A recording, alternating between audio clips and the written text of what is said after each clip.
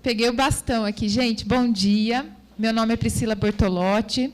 Sou a das citadas aí pela Samanta do Pé Vermelho. Sou do interior, tá? O professor Carlos, ele e o professor Anderson, o professor Arismar, me fizeram um convite. O professor Carlos geralmente me menciona nas palestras dele como um case de sucesso. E fico até lisonjeada por isso. Mas eu vim contar um pouco da minha história aí para vocês e despertar, se eu conseguir despertar em vocês alguma coisa positiva, já é o meu intuito. Não dou palestra para advogados, eu costumo falar para povão, e falo na rádio, inclusive, da minha cidade, mas eu vou contar para vocês um pouquinho da minha história, que, para mim, deu certo. Tá? Seguindo aí os conselhos deles, a professora Samanta, que está aí me assistindo, prazer. Ai. Mas vamos lá. Ixi, e agora? Ah, tá, foi. Primeira coisa, eu sou especialista em direito previdenciário. Eu sigo o professor Carlão desde 2012. Eu vou dar uma pincelada, porque eu vou falar de benefício por incapacidade. Não tem como eu falar tudo, tá? Então, eu vou dar alguns pulos do gato aí que eu costumo fazer, e depois vocês que lutem aí, façam a pós com o professor Carlão, e que está com um preço maravilhoso. Eu, como eu falei, desde 2012 eu não parei até agora de me especializar. Só que não adianta, gente, a gente se especializar, estudar, ter um escritório lindo, maravilhoso, se a gente não tiver cliente, né? É o cliente que vai trazer dinheiro para a gente. Então, eu vou contar um pouquinho aí de como eu trabalho, de como a organização do escritório e como eu, por assim dizer, eu adestrei a minha equipe. A minha equipe é uma equipe pequena, mas eu consegui, hoje, dentro do meu escritório, fazer com que ele funcione, mesmo que, às vezes, eu não estou lá. Eu sou a identidade profissional do meu escritório. Todo mundo que vai lá procura a doutora Priscila. Então, o atendimento com o cliente sempre é feito por mim. Mas, atrás de mim, tem muita gente trabalhando para fazer com que aquele atendimento seja rápido, eficaz e que eu crie uma empatia com o cliente. Então, eu costumo dizer que a primeira recepção no escritório não sou eu, mas sim a minha secretária. A hora que o cliente chega no escritório, ele já está tão cansado, humilhado da agência do INSS, às vezes ele está sem ir no banheiro, né? Tem aquela situação, ai, será que aqui ele está buscando uma esperança em você? Então, o momento do escritório, a recepção do escritório já é muito importante, porque ali você já vai começar a conversar com o cliente. Ali você já está criando uma empatia com o cliente. Então, o que eu fiz para mim e que deu certo? Primeiro que eu contratei uma secretária, tem gente que não tem secretária aqui, mas eu contratei uma secretária que é aposentada. Além de ela ser aposentada, ela é hipocondríaca. Acredite se quiser. Então, todos os remédios ela sabe, o cliente senta lá, principalmente para benefício por incapacidade. Olha, se eu não cuidar, ela dá receita. Então, ela tem essa empatia com os clientes já sentem a vontade ali. Se eu estou demorando, ela vai, ela já serve um café, ela mostra onde que é o banheiro, ela dá uma balinha. Aquilo, o cliente já fica manso, já está lindo, para quando ele entrar na minha sala, ele já conectou comigo. Outra coisa, a apresentação do profissional. Eu tinha uma secretária, eu até fiz um vídeo com ela ontem, foi minha primeira secretária. E, como eu falei no vídeo ontem, ela foi que nem uma filha para mim. Só que o que acontecia? As pessoas me confundiam com ela. Ela não usava uniforme, ela falava, às vezes, a mesma língua que eu, porque até eu, como advogada, para tratar com um cliente de benefício por incapacidade, você tem que falar em exame, INS, às vezes, né? A gente brinca, mas você tem que falar a mesma língua do cliente, né? Para você já criar empatia com ele.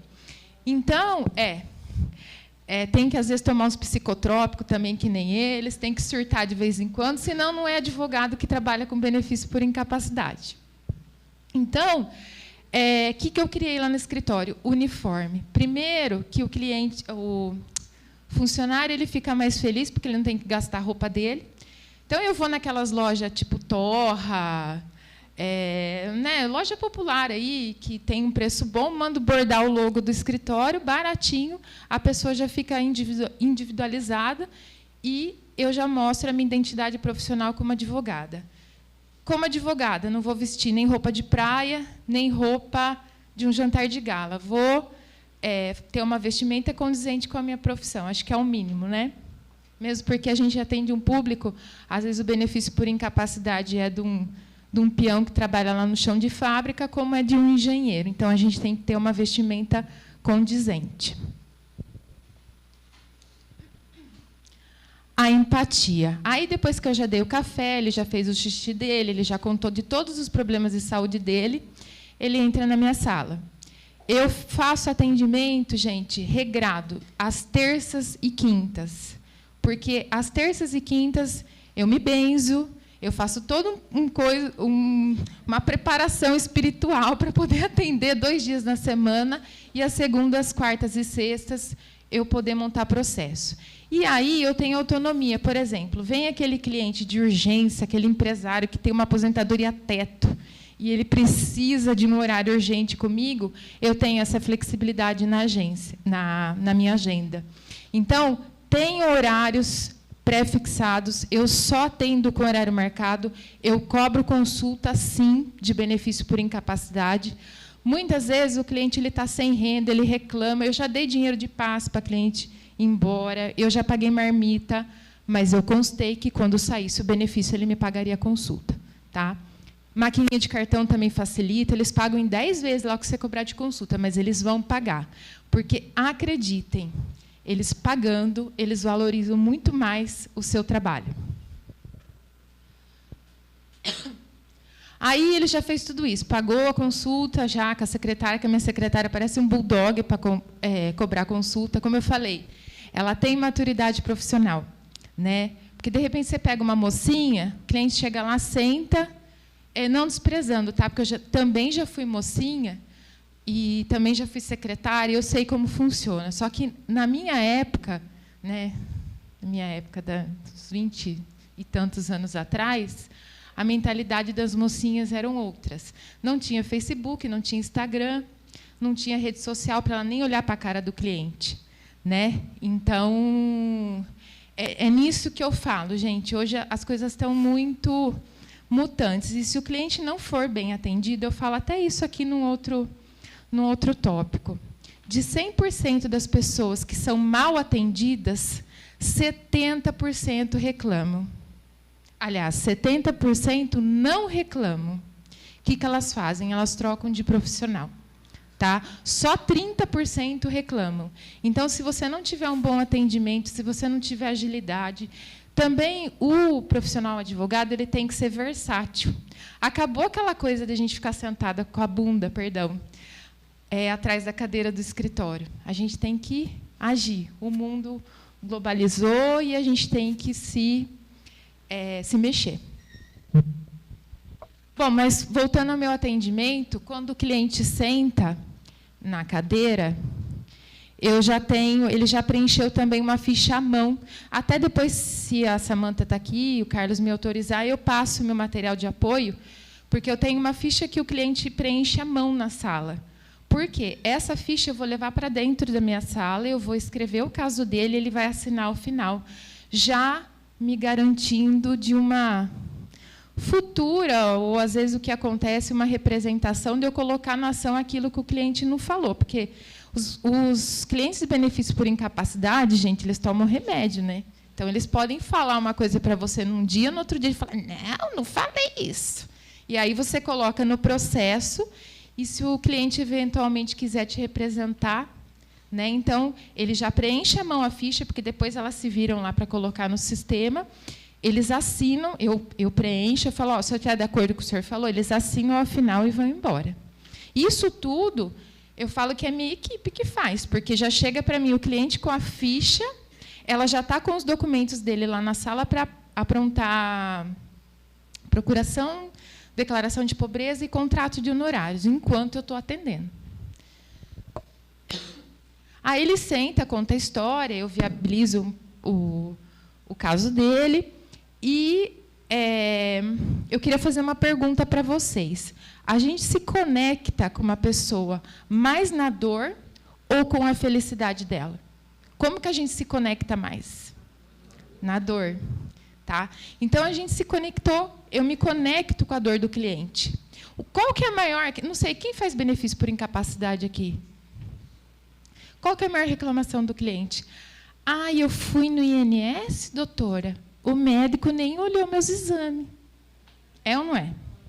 Então, gente, eu não entendo de exame, eu não sou médica, mas eu vou, falo, olha, realmente, o senhor tem um problema. Eu também sou seletiva. Por quê? Nós ganhamos pelo resultado.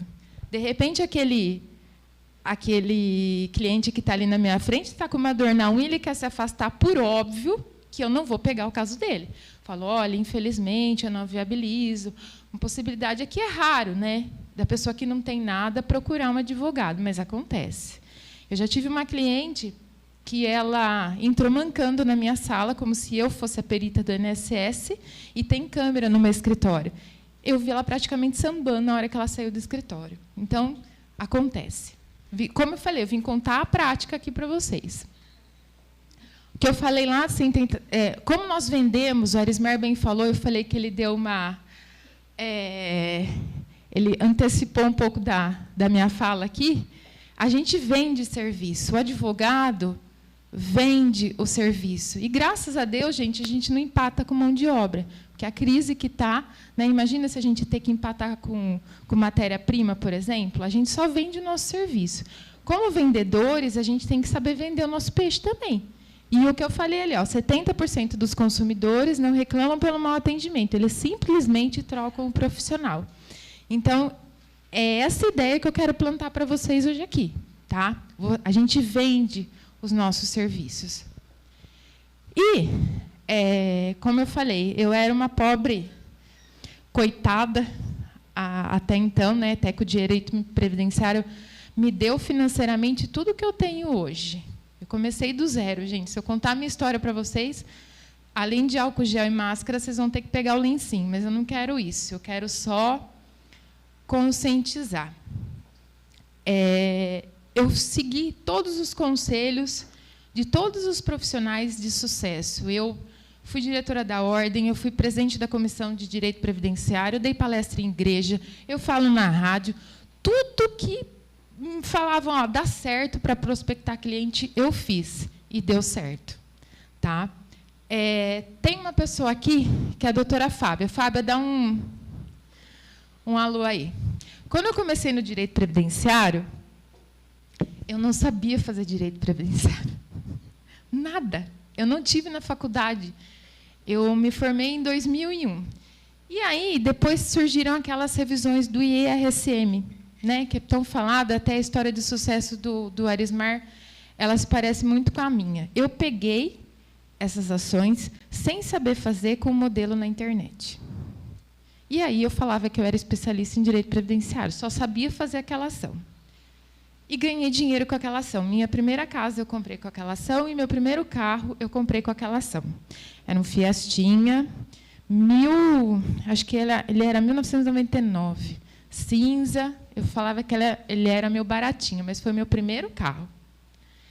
E aí, um dia, eu estava fazendo essas ações, encontrei com a doutora Fábia no fórum. Eu falei para ela que eu ia contar uma história, que ela me deu um start, assim.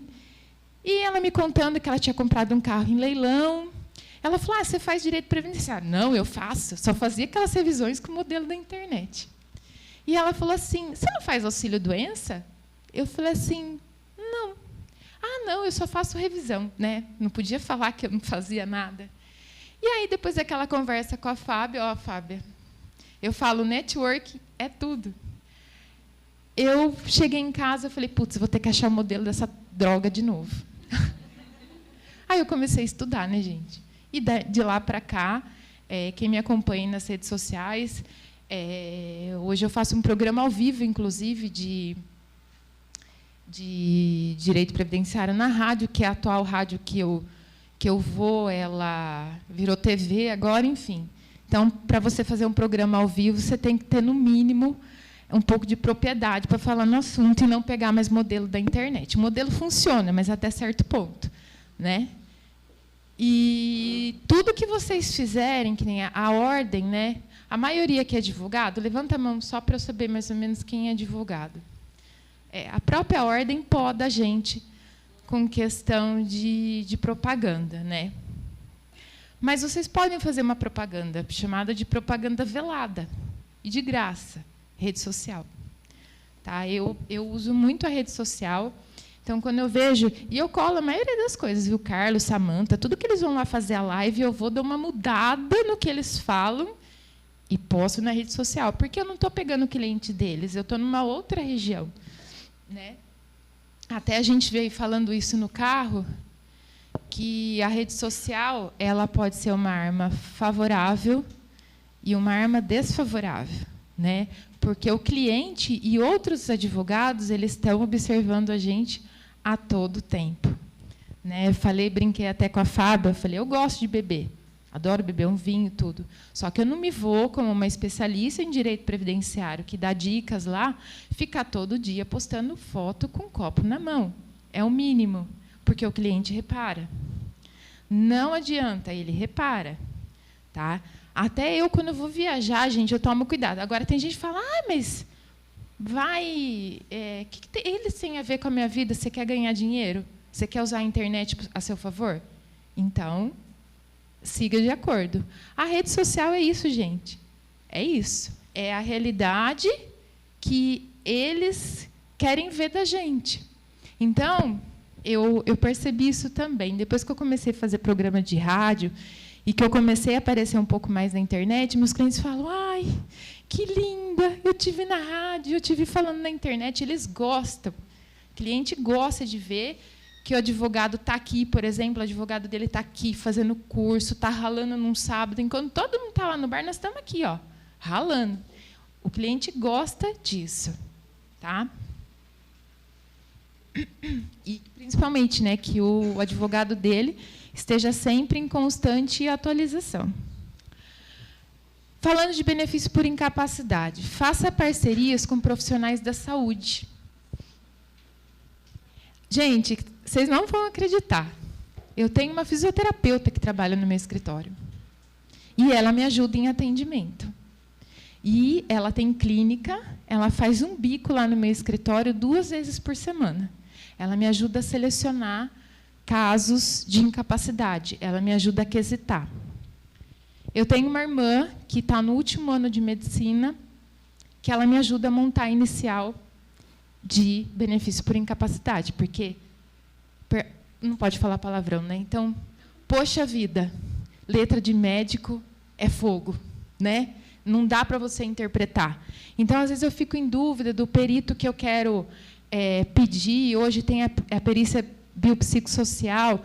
Eu estou em dúvida na especialidade, é neuro ou ortopedia? Então, eu sempre tenho os profissionais ali que me dão suporte. Até para assistente técnico. Alguém sabe a proporção que dá uma inicial bem montada, uma inicial bem montada, uma perícia acompanhada por assistente técnico e o assistente técnico só se manifestando no processo? Qual é a projeção de êxito que você vai ter no benefício por incapacidade? 50% inicial bem montada, 80% de êxito se o assistente técnico acompanhar o seu processo, fazer manifestação, impugnação, inquisitação, e 90% se ele fizer tudo isso e acompanhar na perícia médica. Tá? O que está difícil hoje em dia é achar assistente técnico bom e com preço razoável. Eu tenho pago lá na nossa região R$3.000. 3 pau. Só que, pelo menos, a coisa funciona e quem paga é o cliente. Né? Então, eu já tenho um acerto com esse perito, ele é de São João da Boa Vista. Achei um psiquiatra também lá na minha região, ele cobra um pouco menos, mas esse médico, ele acompanha, geralmente, ele tem um escritório só de perícia, então ali tem todas as especialidades, então, geralmente, eu contrato ele. Então, isso aqui é muito importante. Aí tem uma questão que as pessoas, às vezes, ficam em dúvida, né? O perito pode ser parente da parte? Sim ou não? Pode, tá? Porque o perito, aliás, perdão, eu fiz a pergunta errada. O assistente técnico, se ele pode ser parente da parte? Pode, porque ele tem que ser alguém de confiança da parte, tá? Então, eu tenho um primo, por exemplo, e até outros advogados que estão aqui, eles se socorrem de serviços do meu primo. Ele é perito na Justiça Federal e ele trabalha como assistente técnico em processos meus, mas ele é engenheiro, tá? Aí é para aposentadoria especial e tal. Então, sempre me perguntam isso. Eu falo, mas você pode, em processos que ele não funciona para mim, ele pode ser perito, ele pode ser assistente técnico, tá? Ele não pode ser perito em processos meus, mas ele pode ser assistente técnico. Como montar a sua inicial? Primeira coisa, fazer a seletiva dos documentos. Às vezes, gente, o que acontece? A data de início da doença é diferente da data de início da incapacidade. E hoje, com a reforma, eu prefiro me afastar do que me aposentar por invalidez, não é verdade? Pelo salário, né? Ficou uma meleca agora. E, muitas vezes, a data de início da incapacidade vai confrontar com a qualidade segurada. Então, às vezes, eu posso juntar um documento e aquele documento me ferrar na hora da perícia ou na hora que o juiz for dar a sentença, né? A gente sabe que o juiz ele não está adstrito ao laudo pericial e tudo mais, mas a gente sabe que quem vai mandar mesmo no processo é a perícia. Então, a gente tem que fazer direitinho essa seletiva aqui, para não prejudicar o cliente. E fazer a linha do tempo. Tá? Então, isso até eu aprendi aqui também na jurídica, eu não fazia a linha do tempo. Fato, documento, documento, fato. Não tem fato sem documento e não tem documento sem fato. Tá? Sempre eu falo, olha, fica até fácil para o perito e fica fácil para o juiz. Porque se você falar, em abril ele teve dor de barriga, aí foi descobrir que era isso e que aquilo, mas você não indica o documento, você acha que o juiz vai lá procurar? O perito vai lá procurar? Não vai. Então, se você fizer mastigadinho, fica mais fácil para ele analisar a sua inicial. Tutela de urgência, sempre? Não peço sempre, tá? Porque eu acho que a tutela de urgência é realmente para urgência. Primeiro, que banaliza o pedido. Se você fizer pedido toda hora de tutela de urgência, o juiz não vai dar. Segundo, que cria um maior respeito quando você vai... sou eu que vou despachar minhas tutelas de urgência com o juiz. Ele já cria um respeito maior quando você leva realmente um caso de gravidade para ele.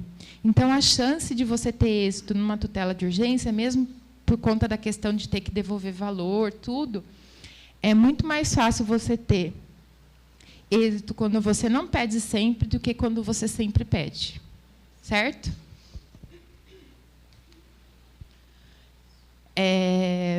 Além dos pedidos básicos, né, por isso que eu falei, eu não vou falar tudo. Alguém pode ler para mim o artigo 469 do CPC rapidinho? Pode. Eu estou sem o celular aqui.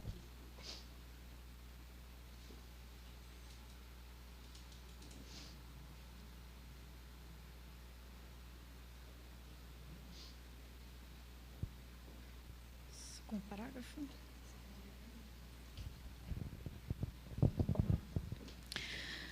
Artigo 469.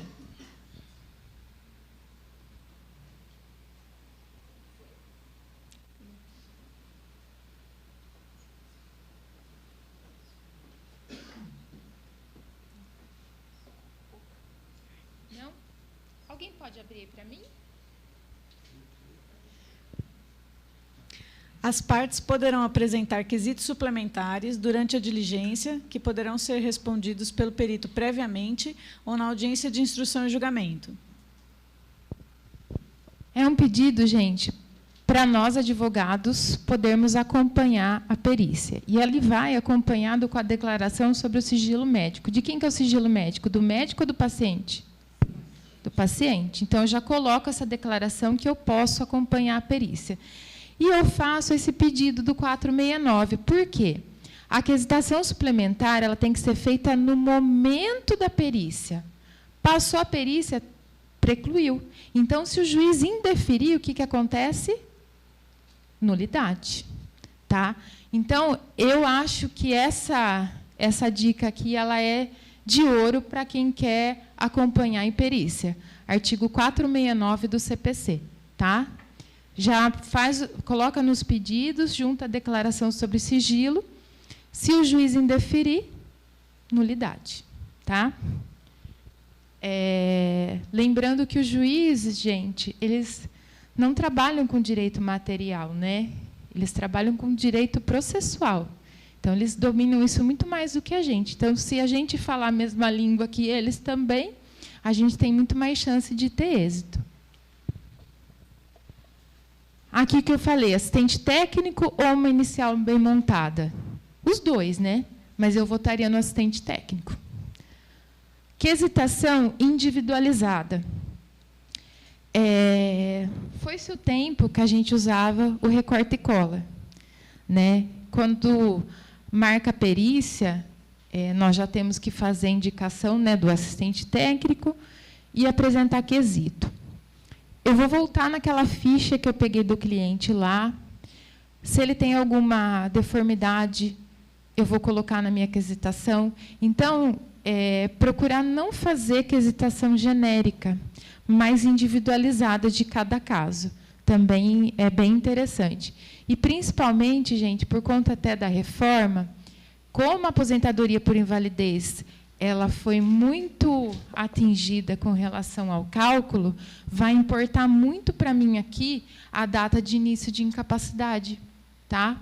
Então, frisar bem, se o perito não for legal na perícia, ou fizer aqueles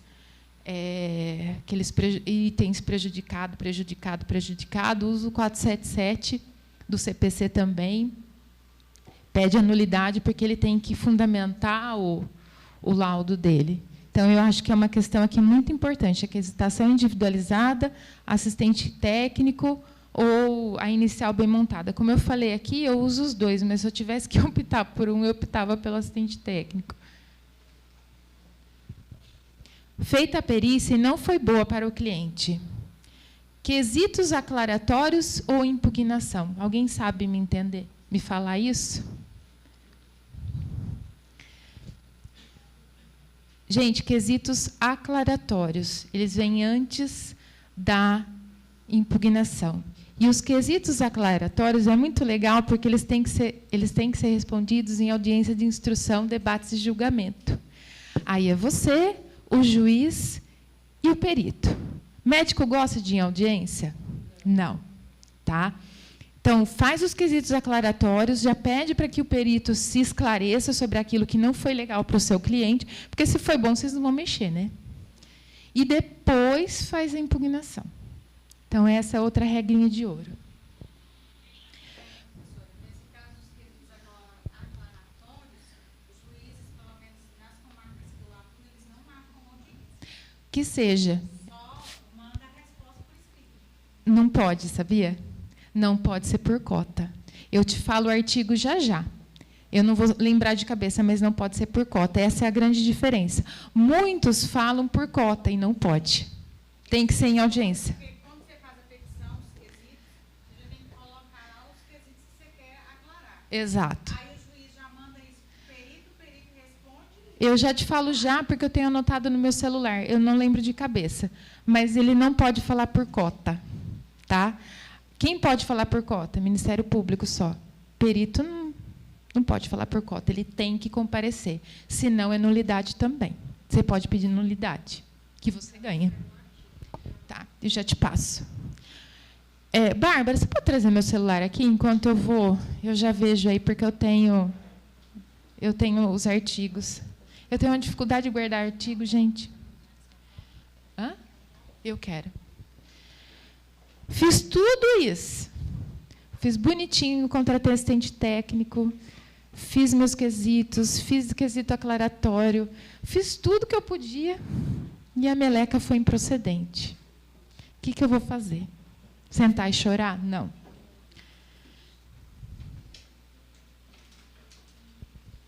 Ai, faltou um slide aqui. Bom, mas, enfim, eu falo.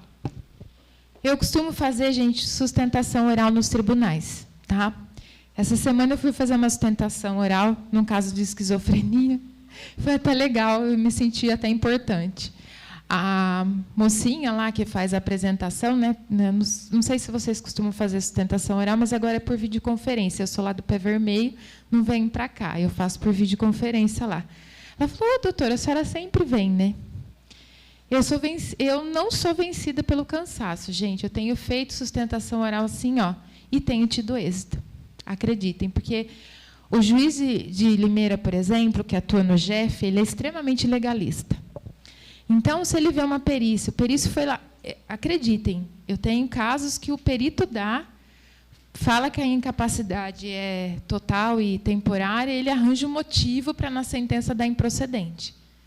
Mas é para testar minha paciência, e é de todos os advogados lá de Limeira. É ou não, Fábio? Né? Ele testa a nossa paciência, assim, constantemente. Sustentem, façam a sustentação oral. A primeira vai ser assim difícil não, vai ser desafiante. A segunda vai ser um pouquinho mais fácil. A terceira vai começar a melhorar. Quando vocês perceberem, vocês estão falando com eles lá, igual fala com um colega de trabalho. E acreditem, eles são mais educados e mais humanos, eu brinco, do que os juízes de primeira instância. E eu tenho, lógico, tem casos que não dá para reverter, mas eu tive um caso eu acho que é esquizofrenia mesmo, um que eu não consegui reverter, e o desembargador ele deu o voto dele lá, e depois ele me explicou o porquê que ele não tinha dado. E foi muito legal. Então, façam isso. Tá? Eu queria poder falar mais coisas, eu não sei que oração. Que oração? Eu tenho acho que eu tenho 5 minutinhos ainda. Tenho 10. Tem alguém que quer fazer alguma pergunta? Acho que ela queria ver o artigo, né? Deixa eu ver aqui, daí eu já passo para todo mundo.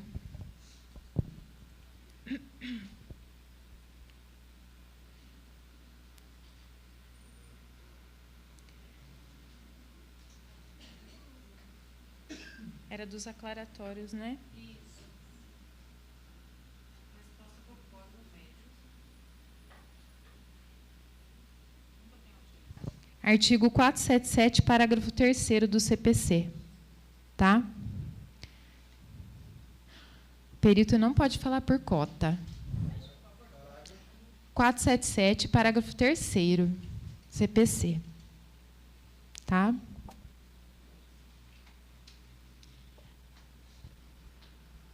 Tem uma outra coisa que é legal, que eu não falei, o momento de impugnar o perito. É depois que ele faz a perícia, que ele já ferrou com o teu cliente, ou na hora de marcar a perícia? Quando ele é indicado, né? Artigo 465. O currículo do perito que... 465. Então, quando marca a perícia, o Carlos até dá uma saída não muito ortodoxa quando isso acontece. Eu não vou falar isso, porque vocês vão descobrir isso na pós dele. Mas, quando eu tenho um cliente que ele tem um problema, por exemplo, ortopédico, e me marca com medicina do trabalho, por exemplo, eu vou lá no currículo dele, que geralmente fica disponível na vara, ou na hora que o juiz já faz a marcação da perícia, já fala especialidade. Então, eu já falo que aquele perito não tem aptidão técnica para acompanhar o meu cliente. Lá em Limeira, nós tínhamos... Fábio, você lembra aquele médico que era radiologista, que ele era nomeado para todos os processos, né? Até que a gente conseguiu espirrar ele de Limeira, finalmente, porque ele era radiologista e ele fazia perícia em todas as especialidades lá no GEF de Limeira. Aí a OAB deu uma pressionada, os advogados atuantes também. E, Samanta, se eu não me engano, ele também foi... Então, ele fez curso de perícia, mas ele não tem... Agora? Agora, né? Agora, mas até pouco tempo atrás ele não tinha. Então, vocês espantaram ele de lá, eles foram para nós espantamos ele, agora ele ficou bom. Ai, que beleza! Hã? Ele é a mulher dele. Como que é o nome da mulher dele mesmo? Luciana, isso mesmo. Você vê, ai, como que é? Espantaram eles.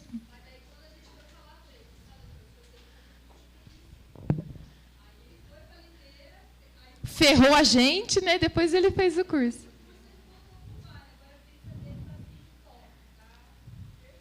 Pois é, olha só. Nós não temos sorte mesmo. Lá em Limeira, eu falo para você, é terra de sofredor. Tem alguém que gostaria de fazer alguma pergunta?